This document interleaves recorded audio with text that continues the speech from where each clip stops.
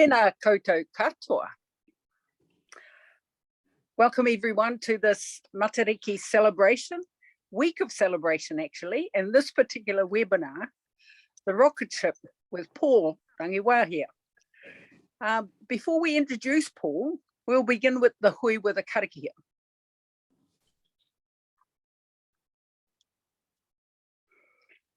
Mauri oho, mauri tū. Mauri ora kia tātou, haumi e, hui e, tā e. As we're waiting for people to begin, please write your name and where you're from in the chat.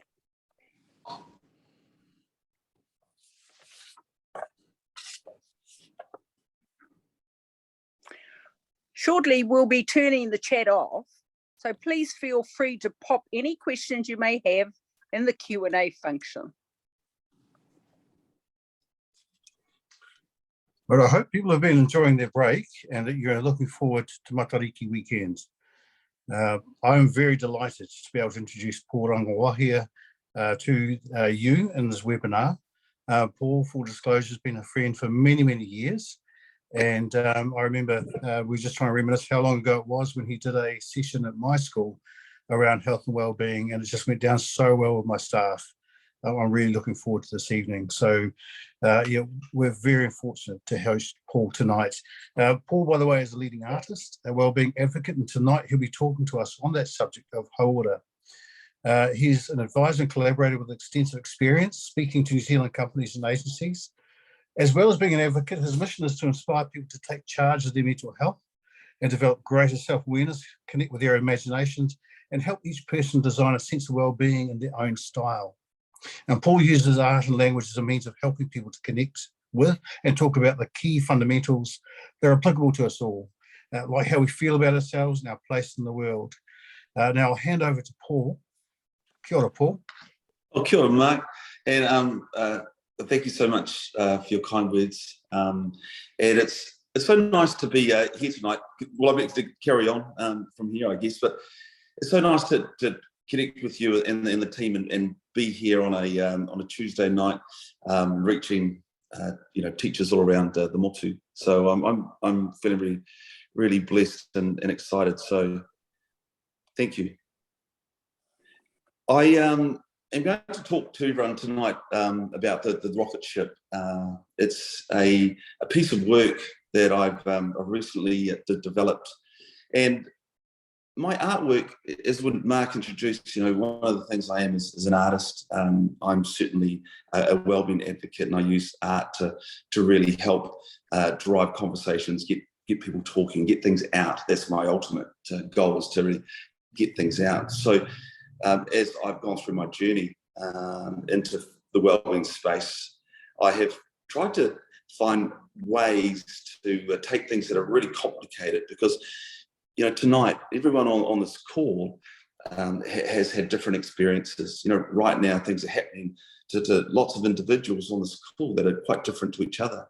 Or we're dealing with things, from the past, or we're worried about things in the future, or right now, there is, some confusion or a sense of being lost or disconnected. So it is very complicated. And I hope tonight, what I show you in the Rocket Ship will help just to simplify things. Because we're very good around the subject of mental wellness, of making everyone aware. Where I think we're lacking is one of the big things I've noticed in my own work is that there's not enough action. And I believe there is not enough action because sometimes we make it too difficult for action to happen. And of course, we're doing good things and that there's improvements, but I believe as a collective, as a country, we haven't found ways yet just to get things out, because once they're out, we don't have to have the answers. We can then start to get some order, we can get some help to order things, and then we can take action. So that's a really big thing about tonight. I don't want you to really have to worry about taking everything in. The visual that I'll show you soon, Tracy will show you. Tracy's my wing woman. When I asked for Tracy to bring up the Rocket Ship, she will, and we can talk to that. You can have a good look at it and connect to it. But I just want you to really to feel within yourself, and just to try to listen to your own self as I speak, and to start to get a sense of as I take you through the rocket ship, where do you think you are in those places, and are they good things? Because that's great. What we always want to see is the great things that are happening in our life and the things that we're working on, all the things that are challenging us or troubling us. We need to see those as well, but we need to see them together. We don't just want to focus on the things that are going wrong. We want to focus on the things that are going right too. I just, lastly, a bit of introduction about myself. I'm not an expert. I'm not a clinical psychiatrist or psychologist. I haven't studied any medicine, certainly not around the mind. I really am not qualified to talk about statistics and science. This is really just my gut feel for being a 50-year-old person who's experienced a lot of things and seen a lot of change in my life, especially with me. It took me until I was 42, and as I said, I'm 50 now, 42 to really find myself. So if you're 32 tonight or you're 57, it's okay if you don't feel you've found yourself quite yet. It will always happen if you start to, I think, develop that greater sense of self and worth, and what tonight is about, awareness. And if you could just bring up the rocket ship, Tracy, I'd just like to have a look at it together so we can start to get a sense of what we want to talk about. Now, it would seem logical to start and look at the launching pad, but I'm not going to start there, because that's the last thing we're going to come back to. What I really wanted to start with tonight was three things. So one, it is what I call the boosters. How are we taking off? How are we, is our rocket ship got lots of energy behind it? And there's three things that I try to concentrate on. One booster is your intrinsic motivation, what feels right. If you were to close your eyes and to think about, your year to date, or your journey over the last few years, or your current spaces that you're in, how often do you feel that? How often do you feel that intrinsic motivation? It just feels right, it feels good, and you just do it because you love it, and everything else that comes with it is just a bonus. The other booster is around beliefs and values. Now, we all know that we have our own beliefs, and our values are obviously things that are often changing, as are our beliefs. But I think when we're really connected to those aspects of our life, then we're able to be more accurate of where we want to go. And if I think of my own journey, a lot of the time I was lost where I wanted to go to, where I felt I was best suited. I wasn't going there because I wasn't connected to my values. And if someone had asked me about my values, I would have said things like, I really value honesty and integrity and communication and loyalty and things like that. But when I was to ask myself, am I being honest to myself? I wasn't. And was I being loyal to myself? I wasn't. I was trying to live someone else's dream. I was trying to please other people and just feel like, find a way to fit in, because I didn't really know what I stood for. And so I think for our own selves, a nice little self-assessment around your own values is to think, what are they? And then, am I living by them? Because if you feel like you're living by them, then you're in a really strong position.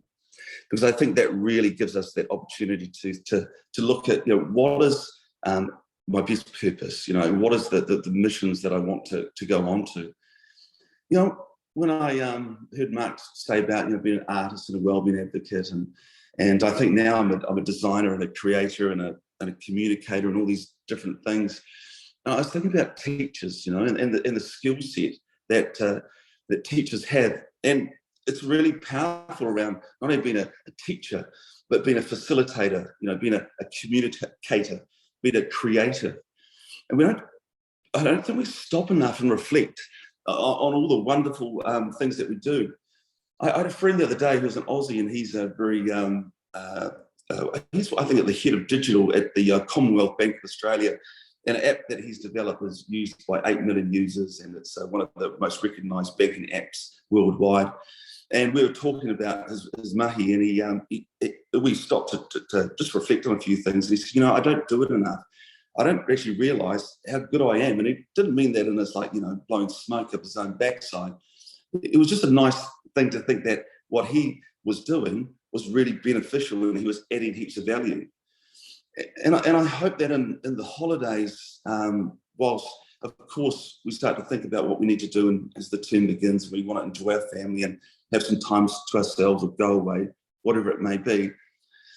It'd just be nice to get some reflection and look at the skill set that you have developed, and that is very, very powerful. To be able to negotiate and to communicate with, unrealistic parents, unwell parents, the things that are out of our control that we have to navigate our way through, it is very impressive. And I look at my wife when she goes to school at the start of the week. She's like this blown up balloon, really taut and tight, and on a string, and it's just bounding with this energy. And come to the end of the week, when she comes back to rest and to take some time to re-energize, often she's like a balloon that's just gone, and it's a little bit of rubber on the string. So having someone who's involved and really immersed in education has been really great for me, because I have a sense of knowing some stuff. I have a feeling that I do get some of the things. Of course, it's very easy to make comment, but you can't really make comment until you're in it. And so if you look at your own boosters, just trying to think about what feels really good. If I list my values, am I connected to them myself? Am I living those values? If you are, and you're doing things that feel good, is it greater a chance that you'll be really on a mission that is really connected and interlinked. The next thing above the rocket ship is the waste tank, and I just want to look at that piece now, because it's a big part of the rocket, as you can see.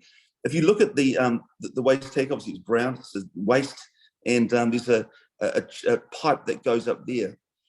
And if we don't empty our waste tank regularly, crap just goes into other parts of our life. And you know what happens when crap goes into other parts of our life? It's not a good result, and it stinks.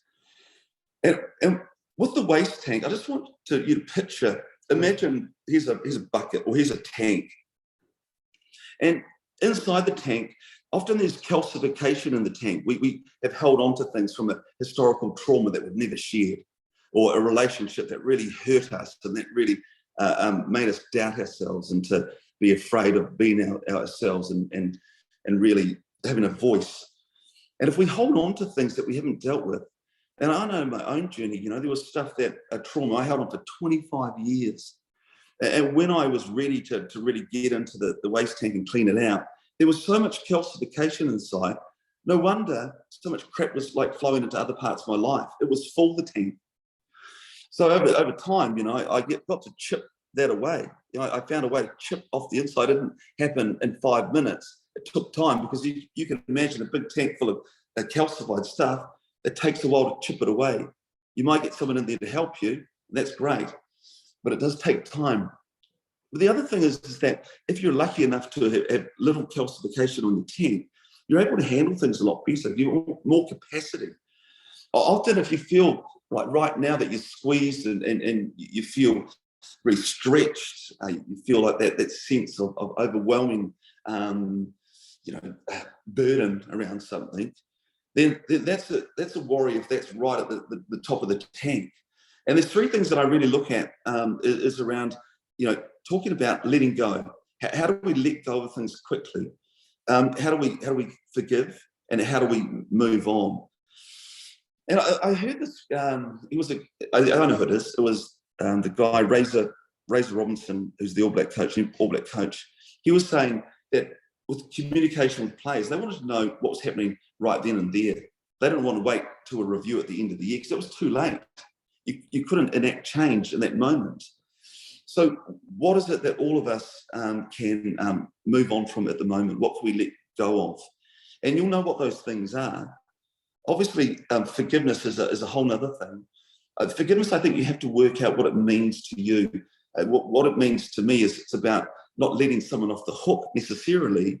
It's about forgiving that person within my own self, saying, hey, I forgive them for what they've done, for whatever reason I've come up with, because I want to, break that bind. I don't want them to sort of determine my future. So it's about that separation and cutting free that moment, or forgiving myself instead of hanging on to it, because I know that if I do, it'll just calcify my tank. So it's a really a nice little way to think. How do I open the release valve on my waste tank? Because I hate it now in the wellness industry. So much stuff is around, you've got to feel relaxed, you've got to feel calm, and you've got to feel upbeat and have this energy. But that's just bullshit. I mean, the truth is that our emotions need to match what's happening in our life, what's affecting us, how we're feeling, what is really influencing us at that moment. That's what has to reflect our emotion, whether it's frustration or anger or being disengaged. It's so healthy to connect with that. And I think where we've got it wrong, and this part about taking awareness to action, it's about when we acknowledge that, how do we regulate it? Because if we don't have a system of regulation where we can go, hey, that thinking, that self-talk, that's just stupid. I'm not any of those things, So how do we regulate that and move forward to a better place? Well, a big part of it is letting go and moving on and forgiving. I just want to take your eye up to the rocket ship, the area that has the 3 E's, your environment and your people. And then just above that is the circle of trust. And I want to deal with that section together.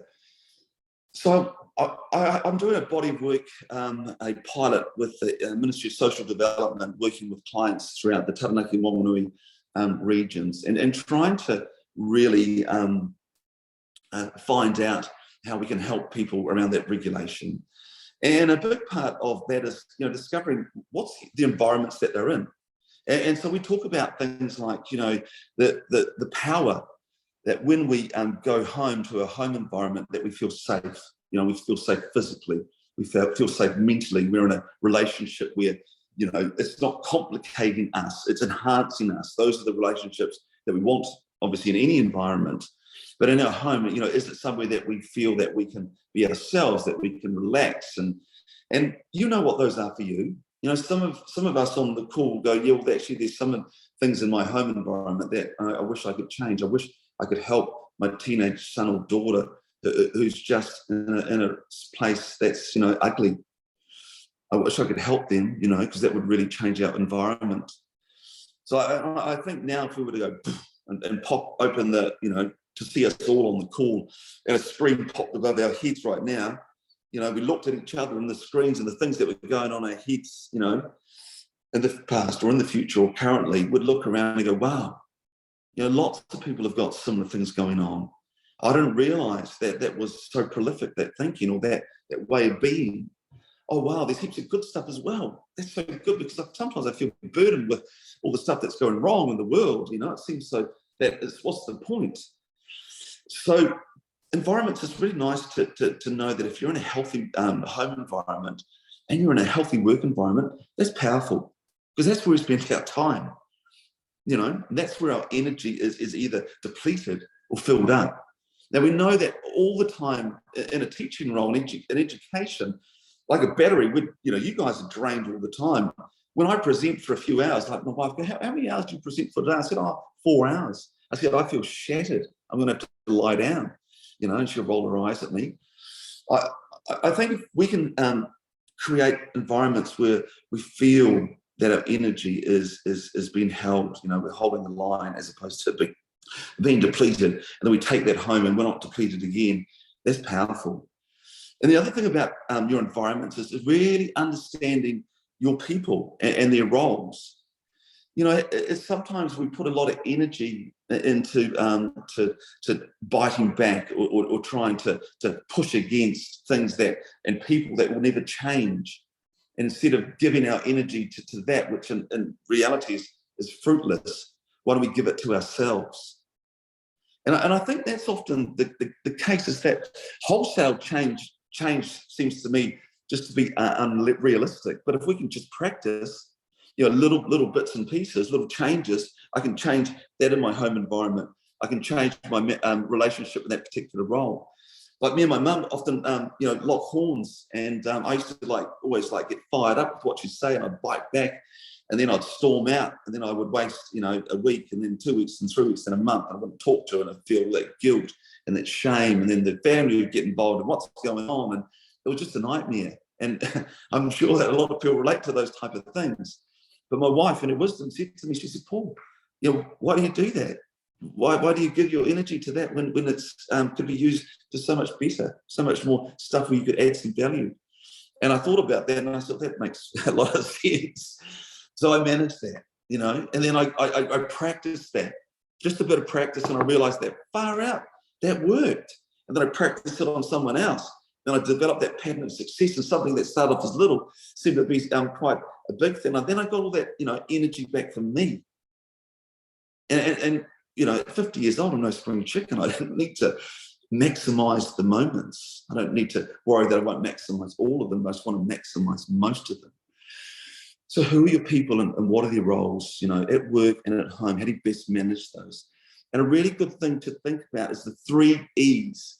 Okay, so if you feel misunderstood, right? If you feel misunderstood, or you feel there's something confusion, or you feel you're making you know, a similar mistake, the person or the people that you're involved with, you just got to ask them, can you explain to me, what is it that you need me to do? What is it that you want?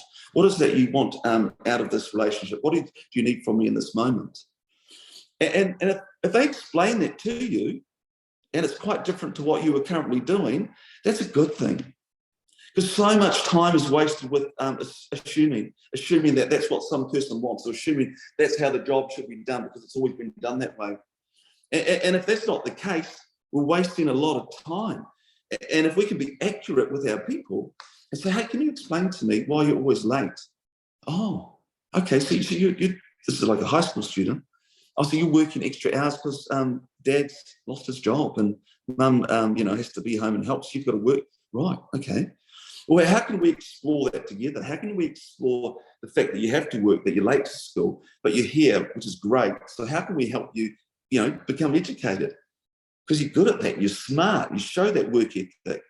And then if you can work together, once someone's explained to you that there's those differences, if you can work together and explore and get on the same page, all of a sudden you can feel empowered just to get on with it. You don't have the confusion, and you don't have all the stuff, you know, the noise that's not actually real.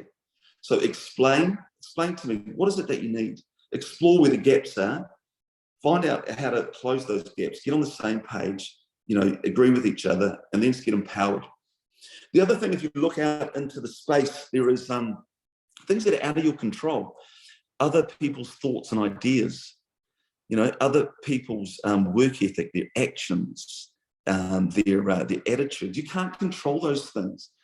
So if you find your rocket ship is just going through an astro field of other people's stuff, you've got to navigate away from that, right? Because they're going to slow you down and they're going to damage your precious rocket. Because you've got meteorites crashing into it, right?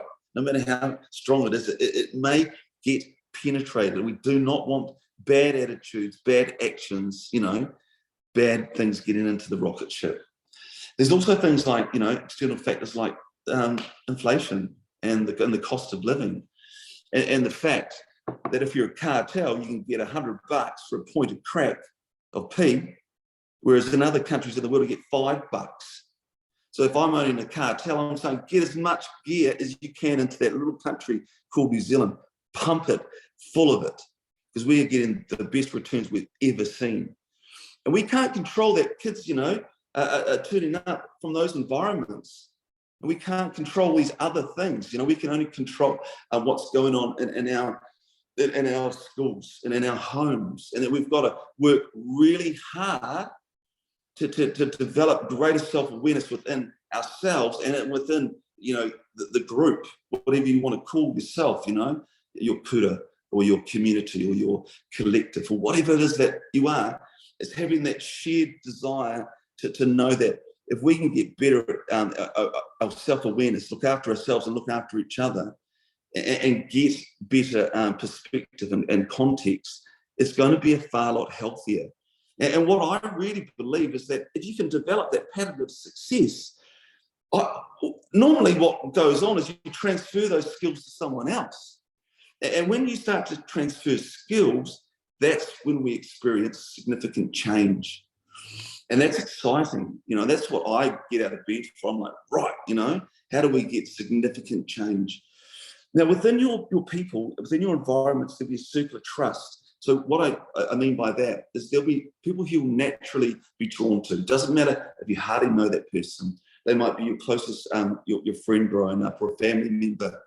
It doesn't matter as long as you feel that you have people that you could tell anything you wanted to at any moment, and they'd be there for you, and they'd be unconditional in their listening, and they would not judge you. We all need some of those people in our lives. And they often change, but generally not. And generally it's very a small amount of people. But they're very, very critical, because what those people enable us to do is to get things out on a regular basis. It's one of our go-to. It's not our only go-to. It's one of them. And I always used to fall foul in the fact that I didn't ask for help, because I was always worried about what other people would think of me, and I put them out. And, being a people pleaser, for those of you on the call, we're cursed. But I realised that, when I help people, I feel amazing. I just feel just so filled up. My bucket's filled. And so I thought, well, I'm just getting in the way of other people feeling that. So by asking people to help me and to through my journey, as I was, going out of a dark place as a 42-year-old man, as I was going out of that, to be able to ask for help and realise that behind that wall of vulnerability that I put up, when I opened that door and went through that wall, that was huge, and it was all surrounded with scary stuff. When I went through that, so many people were waiting to help me.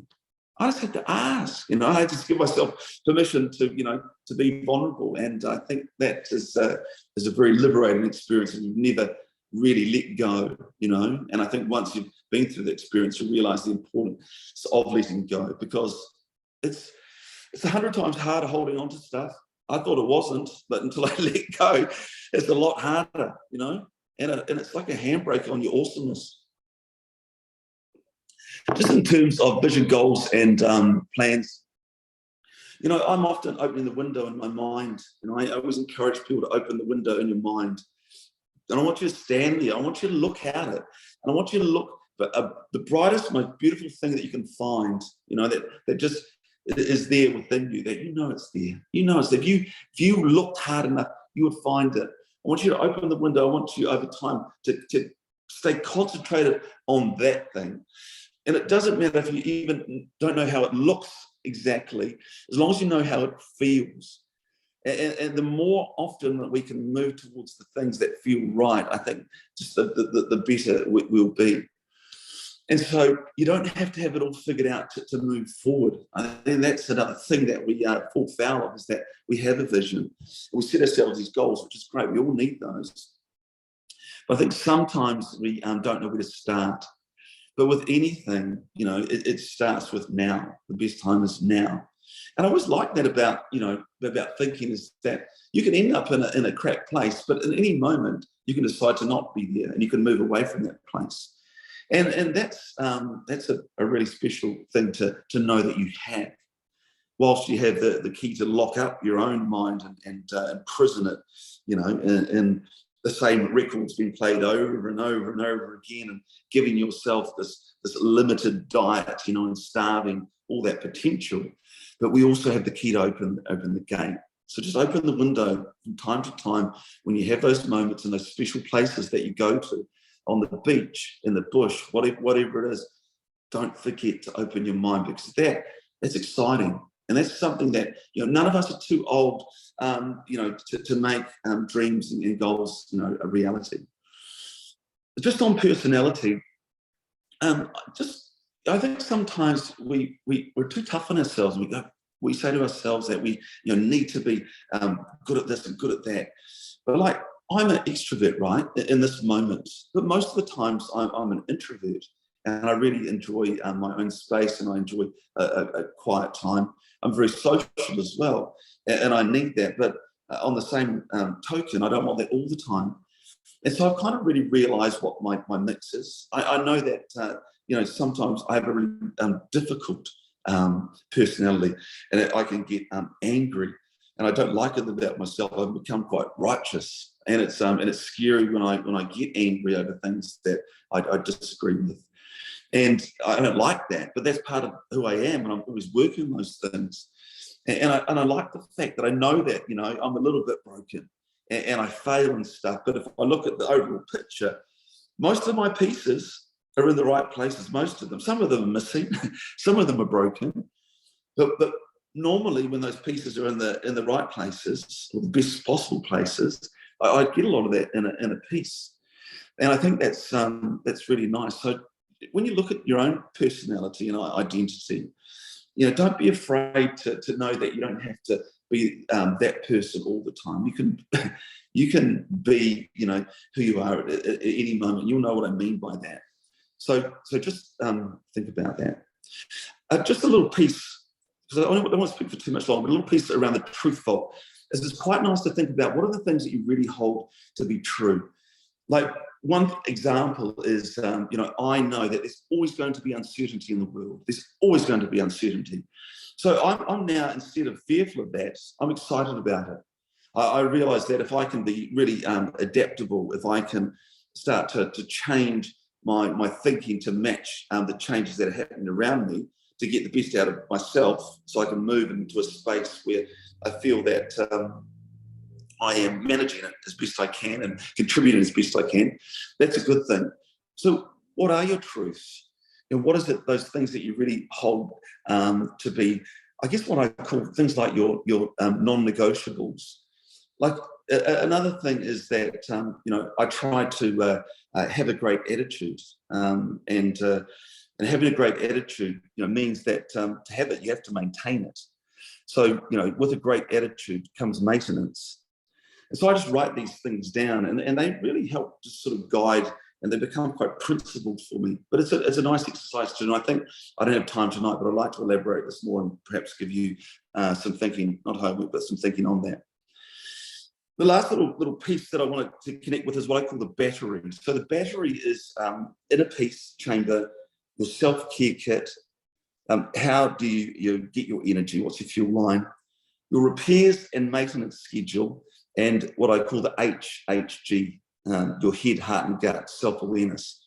And if we start on that, a good way to find whether you're in alignment is to do a scan of your head, your heart and your gut. In your head, if your self-talk is most of the time good, that's a great thing. And if you do find yourself, going down to negative town, find a way to shift that thinking as quickly as you can. As I said earlier, it's okay to acknowledge how you feel, but you don't want to get stuck in that place, because that's not bringing out the best in who you are. So showing all those talents. So what's your self-talk like, and how do you change it when it's there? Find ways to stop and think, okay, is that helping me or is it harming me? And you'll know what the answer is, and then do something. Talk to your circle of trust. Go to your environments, that make you safe, or go to places that make you feel good. In terms of the head, the other two things are your ego. If you're blaming other people, if you're looking for excuses, if you're hiding away, if you're deflecting, if you're making it all about you, for rightly or wrongly, often that's the ego at play. So you have to be mindful of that. I always find myself, if I'm, confronting things when they need to be confronted, if I get over conflict quickly, if I put my hand up and accept responsibility, if I'm doing that, I know that my ego is very much diminished.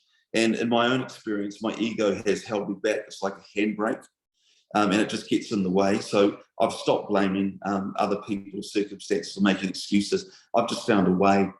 And with that attitude, I've realised that, and what I'm doing in my sort of advocacy work is that, man, there's a huge demand for people who want help, just a bit of guidance, but not to mention the poor people who are on the edge of the cliff who are desperate. But if we look at the supply side, and we all know this, in the medical aspect, it's a place that is under pressure, and it's there's not a lot of it. There's not a lot of support, to match the demand. So, I discovered that there was a big gap, and I could help people by trying to reduce a bit of that demand as we hopefully increase supply over time. And it's the same in education. There's too few people to do so much, and that can be overbearing. So the other thing is how often are you present? And I know that sometimes that's really hard in very intense environments with multiple human beings and stakeholders. But if you could be less stuck in the past, and trying to overcome things that have already happened to us, or if you're so worried about the future and anxious about what that looks like, there's a good chance that you're not in the moment often enough. And I think a good sort of gauge of that is just practicing throughout the day, just trying to find mini moments. And if you can find enough mini moments, they become bigger moments. And if you want to practice that, it's just simple things like, stopping and finding a quiet place and breathing for 2 minutes, while you're driving in your car. It's instead of going home, it's going to the beach, and stepping outside onto the sand. We know those things that are available to us, but I think sometimes we get overawed with the busyness of life. So instead of trying to say, well, man, I haven't got time, we're all busy, where are the mini moments? With the other H is your heart. How connected are you to the things that feel right? Are you being honest to yourself? Are you connecting to your beliefs and values? And your gut. Are you trusting yourself, or every time that you have that sense of this feels right or wrong, are you then doubting yourself? Because if you're doubting yourself, it means you're not listening. You're not trying to tune into your inner wisdom. Most of the answers that you have are within you. If you can connect to that feeling, and then know that your heart's in the right place and your head is in a really good, healthy position, then I think that's a great place to be. Obviously, we need a repairs and maintenance schedule. It's things like, my wife today has been putting off for a long time, but she went and had a mammogram, and I go every year and get my bloods down and my prostate. I do that. It's repairs and maintenance. I like to exercise, and I think the more that we're connected to our physical self, it just connects into our mental self. And people who know that, who run, who are very active, they know those things. So what is it that you need to do to heal? Do you feel that you've come back to something too early, because of a grief or a broken relationship? I think sometimes we forget that there is no time frame on healing. So we have to really, know what that looks like in terms of our repairs and maintenance schedule. And, it doesn't matter whether you believe in real pure medicine or alternative medicine. It's all medicine, and I think that's the nice thing, is we can move along that continuum where suits us. With your self-care kit, you'll know what that is. You'll know what's in there. It's the bush, it's nature. It's good food, it's fun, it's music, it's reading, it's learning. It's turning on some really heavy music and screaming your lungs out and getting in the garden or going hard out at the gym. You'll know what those things are. So it's nice to know that if this happens, I have this in my self-care kit. I have my awareness of self. I have that repairs and maintenance schedule all in place. And if we can do that, I think we'll know the importance of the inner peace chamber, the place that we go to heal, to empty our minds, to have that nothingness in us, to connect with that sense of the universe, and our energy, and just to be in that space, to know that we are capable of so much, and that we're not too small and insignificant to make a difference. I think all of us have that ability. And if you start to look at your rocket, and look at outside the rocket and the other influence, you feel that you have control of where you're going to. If you feel inspired, if you have that ability to empty your waste tank, then there's a high chance that your super talent is going to really shine. And what I mean by super talent is just being your authentic self and sharing that with the world. As soon as I discovered that that's what the world needed, not another carbon copy of someone else, that's when I really took off. And now that I have, really worked hard on my own rocket, I've got a really strong launching pad that I can take off from and land back on. All of us on this call, I have a really high chance. I have a good guess that our basic needs are met. We either have our own homes or secure rentals. We have communication and food and water. But for a lot of people in New Zealand, that's not the case as much anymore. I have my health. I feel safe. I have curiosity.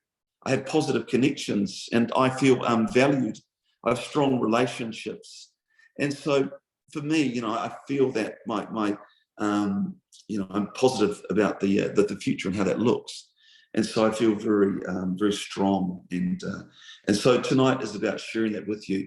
There's a lot of information in there. I wanted you to really have that sense of knowing that you're doing lots of good stuff. And sometimes it's just a tweet.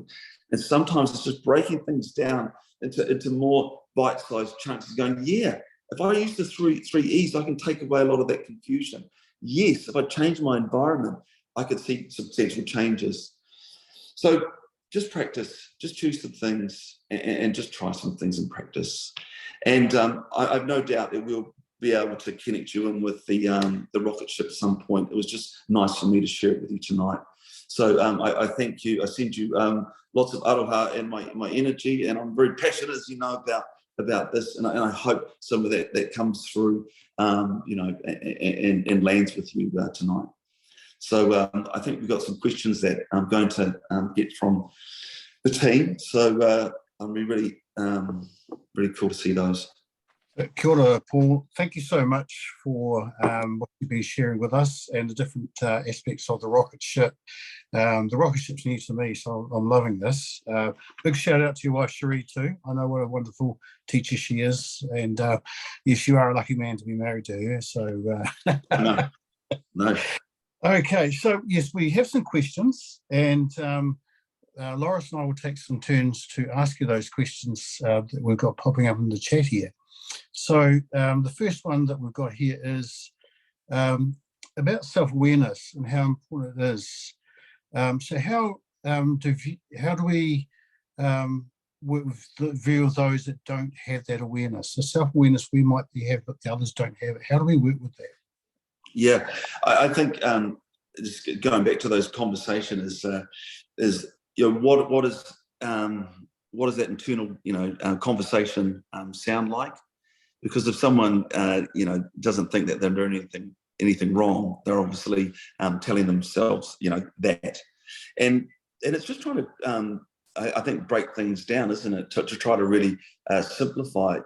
And you can share that between your head, your heart, and your gut. Is like talking to someone saying, does hurting that person, or does creating that situation, does that feel right? And it's just knowing that, having that sense of yes, it feels right or it doesn't, and then I guess exploring those things together. And we all know that we can tell someone this is the way it is, or get their input. But I think it's trying to get them to articulate what's going on in their head, their heart, and their gut, and that's where I would start. Okay, that's Paul. Great. So my question is, Yes, Loris. In an emotional complication where triggers are very real, how do I not carry that in the sense of no judgment and no condition on myself? Oh, yeah. It's just an easy one, Yeah, I know. Well, I think first, just breaking it down is that emotions are real, aren't they? And I think that we all have to really connect with them. Can you read me the second part of that question? Now, I'll just flick back on and find it for you.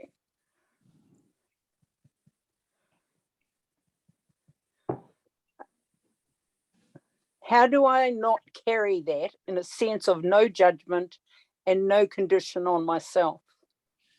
Yeah, well, that's just a decision, I think, within yourself, is that ask yourself, why am I judging myself? And it makes no sense to carry that around and to have that condition on yourself. It's if you think about it, it has no use. And if you could imagine that emotion that you carry around, let's say it was you felt guilt or shame, and if you liken that to a poison, and if you ingested a poison, you would go straight to the hospital and you get rid of it. But I like to think about those emotions as they're actually doing me damage. The more I hold on to it, the more conditions I put on myself, the more judgment I put on myself. What I'm doing is I'm essentially poisoning myself, my thoughts. And we know that those emotions, if we can't say, no, I'm not going to judge myself because it's just not true, that thought. And I'm not going to put that condition on myself because, it's not doing me any good. And it will manifest and come out in some way. So I think the quicker we can say and get rid of it, put a full stop on it, the better.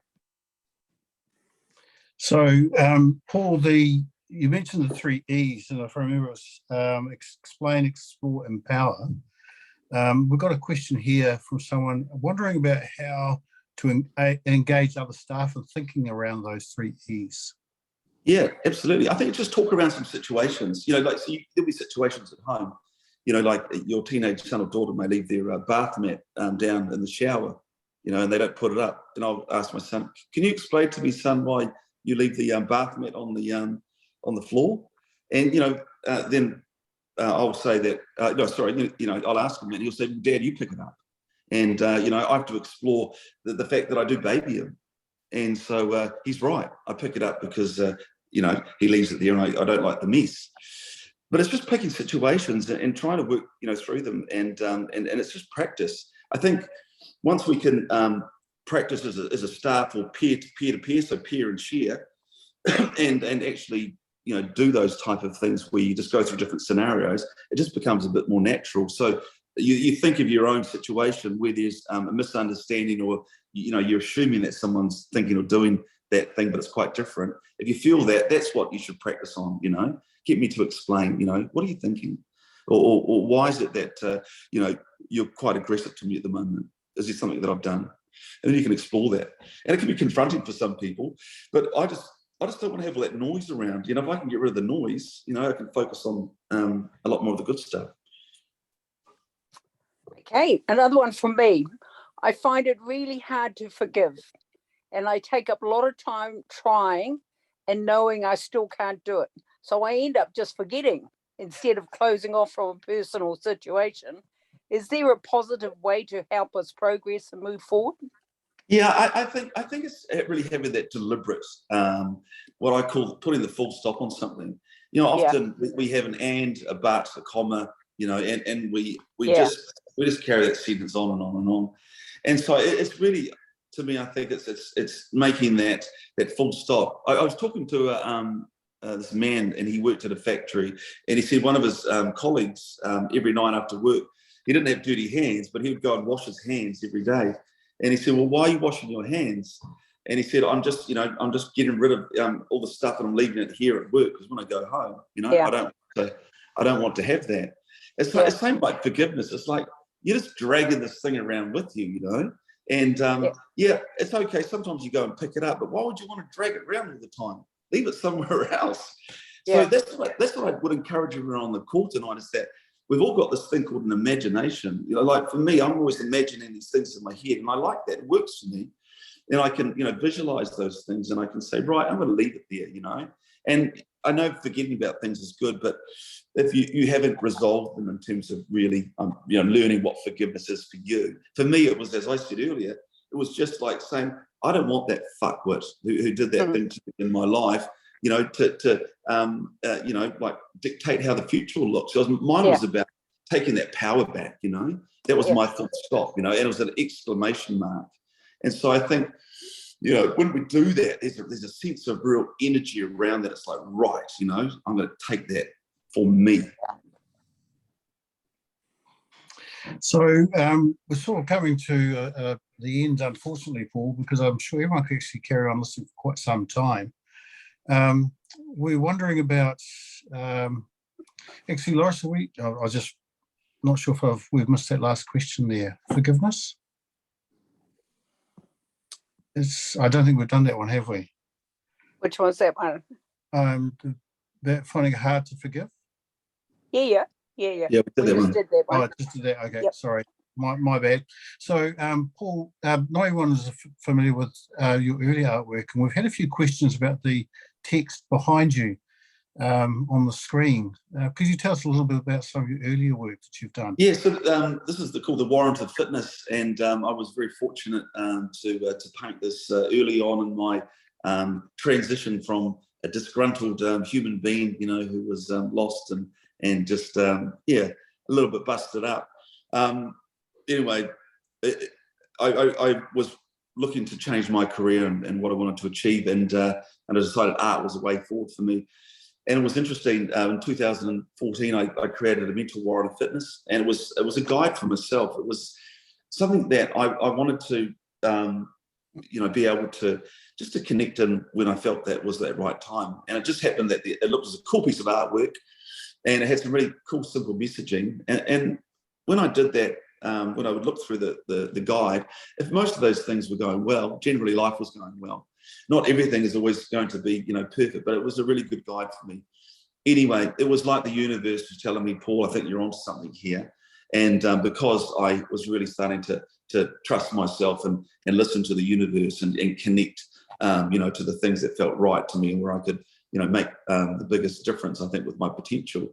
Then it was like, right, it was game on. And yeah, this Warren Fitness has been a huge thing for me. I'm very lucky where I live in New Plymouth, and in my hometown in Hauora, we have these 4 artworks that I've done in a similar theme that are located in significant public places.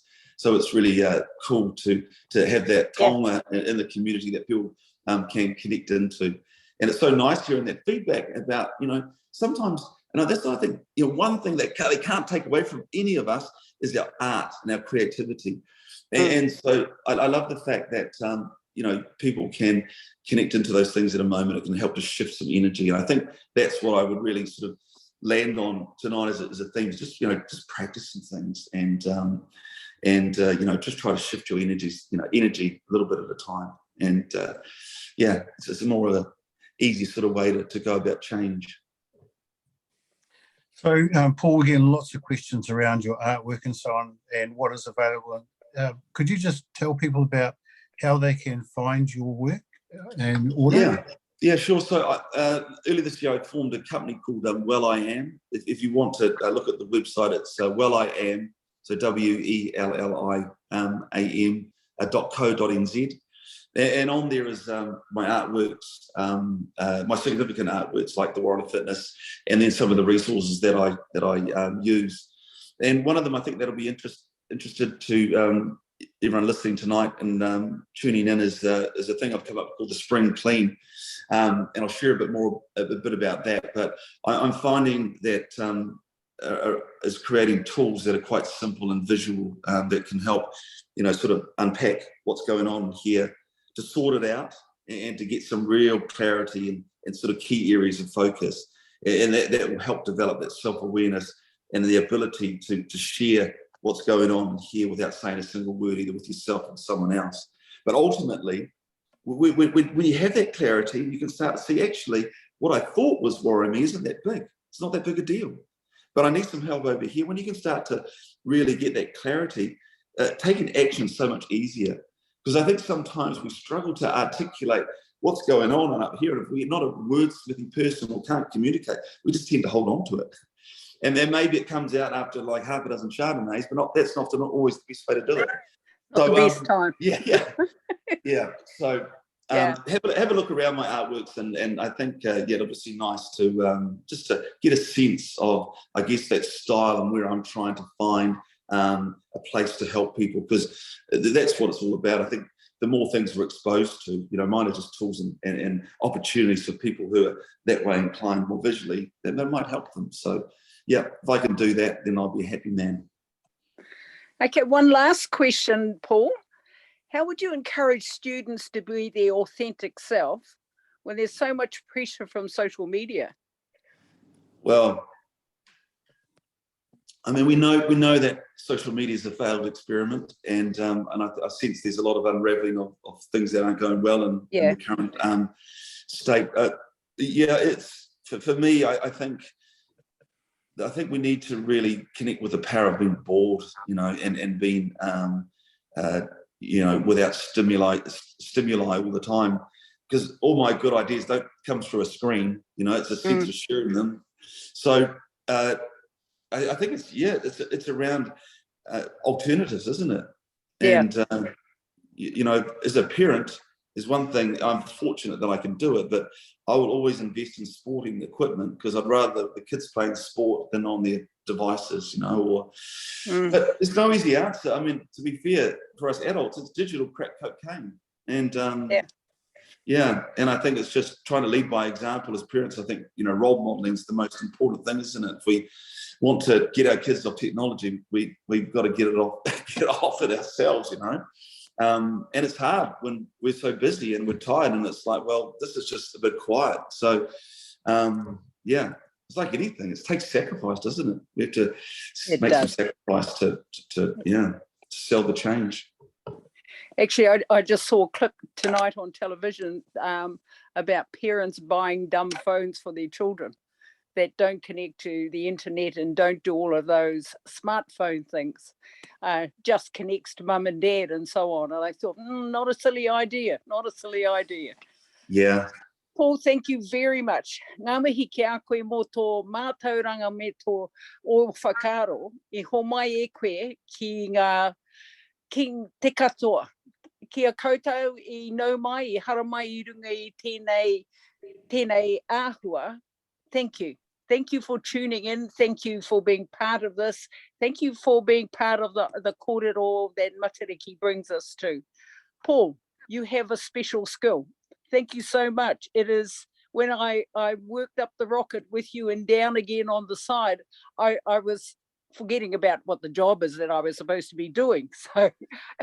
So which is a good thing. So I'll just close this with karakia and then we can, finish this for everyone else. So kia ora tātou. Kia whakairia te tapu. Kia wā te ai te ara. Kia tūruki whakataha ai. Kia tūruki whakataha ai. Hui e, haumi e, hui e, tāki e. Ke he. Ka kitahi, Ron.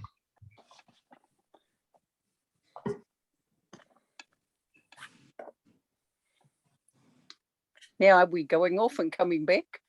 Yeah, we are. I think